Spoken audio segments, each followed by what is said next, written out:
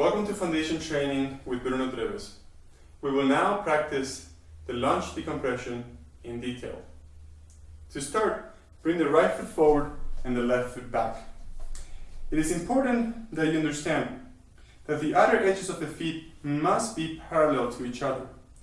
There is not a lot of issue with having your feet slightly in, like such, or maybe even wider, like this.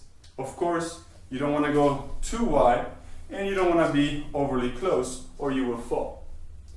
Try to find a comfortable position. The other difference is between having the feet close together or far apart. The farther you go, the more challenging it will be. Make sure those outer toes are parallel to each other and that the knees are slightly unlocked.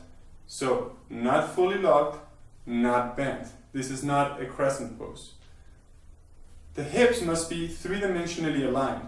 That means that neither hip should be higher than the other, nor forward than the other. Neither you should be too much in this position or this position. The thumbs can start at the base of the rib cage, pinkies at the top of the hips, or you can start in this position. Either way is fine. What's very important here is that you decompress. Now, the other thing that's important is the weight distribution. It has to be 50-50, right heel, back toes. I'll show you from the side that in this position, you can notice my shoulders and my head are all stacked over my hips. I am not leaning forward or back. Once I reach my arms all the way up, it is also important that my head doesn't jog forward like this. Instead, I curve the head all the way back.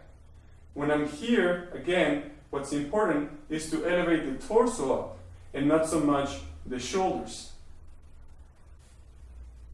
Let's try this again with the left foot forward and the right foot back. Again, find that comfortable stance, challenging but still comfortable. Knees in a strong position, not too bent, not locked. Hips in alignment, torso long. Thumbs can come out, or we can come into measuring sticks. Eventually the arms reach up, and we're elevating with our breath. There is one more thing you can add to this exercise, and that's an anchoring. In the standing decompression, the founder, the integrated hinge, we talked about anchoring in. You can also anchor out. So that means either pushing your knees towards each other when the toes are touching, or having your feet apart and pushing in, or also pushing out. When you push in, you'll feel the inside.